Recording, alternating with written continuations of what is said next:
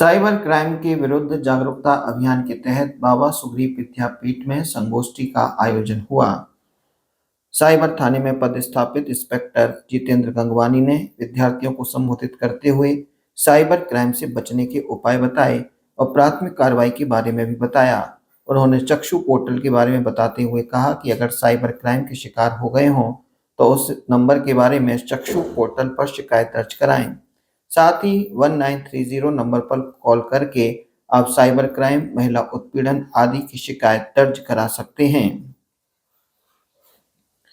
10वीं कक्षा की विद्यार्थी हर्षिता मित्तल, खुशी कुमारी, ज्योति एवं संध्या के महिला सशक्तिकरण, लैंगिक विभेद, दहेज प्रथा, रेप की घटनाओं आदि से संबंधित प्रश्नों का जवाब देते हुए इंस्पेक्टर जितेंद्र गंगवानी ने कहा कि महिलाओं को स्वयं अपना सशक्तिकरण करना होगा।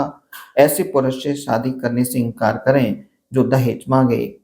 हर छात्र को छात्राओं को अपनी बहन की तरह समझकर उनकी रक्षा करने के लिए आगे आना होगा।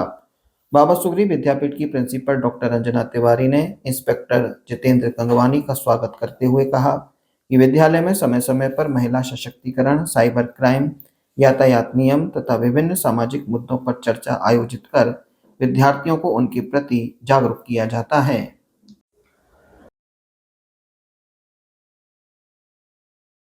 मुझे ये पूछना था कि जैसे कि अभी आपने कहा कि women empowerment, sir women empowerment कहाँ हो रहा है? इतने सारे रेप हो रहे हैं, वो कैसे रुकेंगे?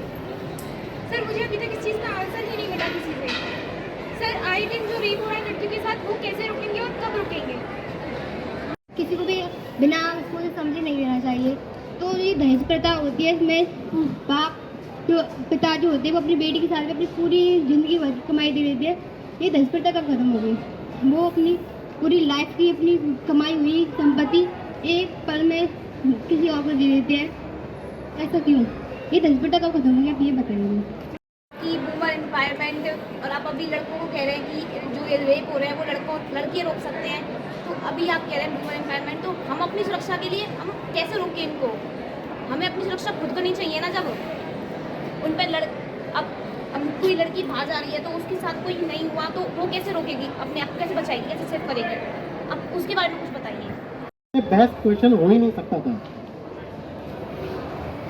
एक लड़का अगर अपने ससुराल से शादी की डोरी दहेज में कोई कार लेता है और उसमें चला करके वो क्या फील करता है? दहेज में आई हुई कार, खुद की साइकिल बहुत बढ़िया उससे।